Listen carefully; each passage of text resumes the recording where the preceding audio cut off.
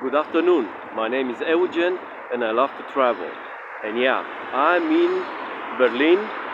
I'm on Karl Marx Allee, corner with Schillingstrasse. As you can see, I'm near the U-Bahn Schillingstrasse. And behind me, there are some interesting buildings. And all around me are some interesting buildings actually. And yeah, we're gonna see today what is the Soviet heritage towards Berlin's architecture. So yeah, stick around. And yeah, you have here the Moscow restaurant. Yep, the Moscow restaurant.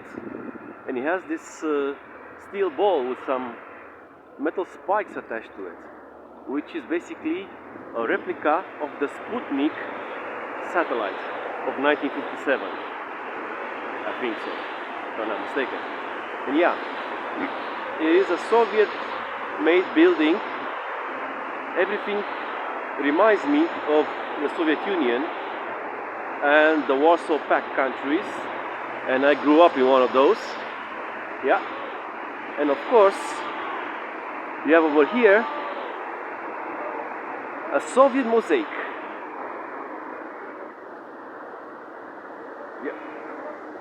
A Soviet mosaic, and you can see over here, you can see farmers doing things like getting the crops from the fields.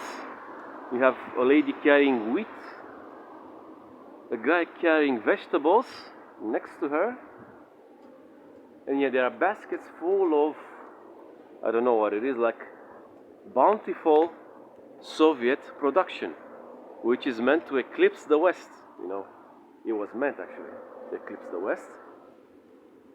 And yeah, you have a lot of motifs. You have a fisherman here. This is a fisherman in the mosaic. And you have a mother and a child. And the child is eating something like a watermelon, if I'm not mistaken. And in the left-hand side here, you have what it seems to be the Kremlin and the onion domes of the St. Basil Cathedral. And towards the north, with the upper part, you have reindeer and oil fields. That is the Russian far north and Siberia, basically.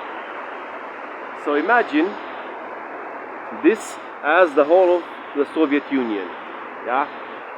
And from the west, which is over here, which is more industrial, we have more cities, whatever, and the north towards the Arctic Ocean and Siberia has the reindeers and has the oil fields.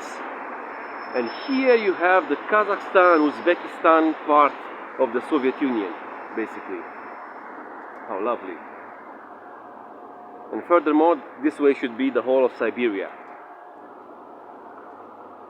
Fantastic, I would say, isn't it? Really cool stuff. Now I'm in the center of the boulevard, you know, the Karl Marx Allee. So we're coming from there, from the Moscow restaurant, and this is the main artery which stretches from Alexanderplatz. You see here the hotel, the Holiday Inn, and it goes towards Frankfurter Tor, which is in that direction. Okay? And you have a lot of stuff you can see here. You have a lot of Soviet built buildings. Like you have the apartment blocks on the right hand side and on the left hand side. And you even have one of the old Soviet brands. Yeah, I know. The Tatra Motokov. It says that over there on that building.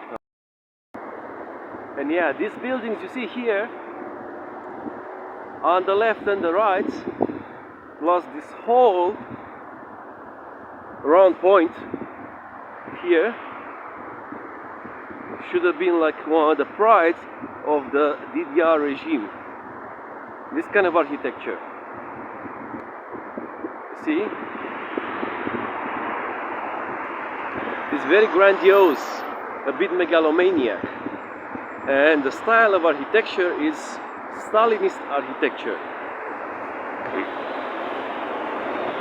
And this whole idea of building this way was originated during the end of Stalin's reign.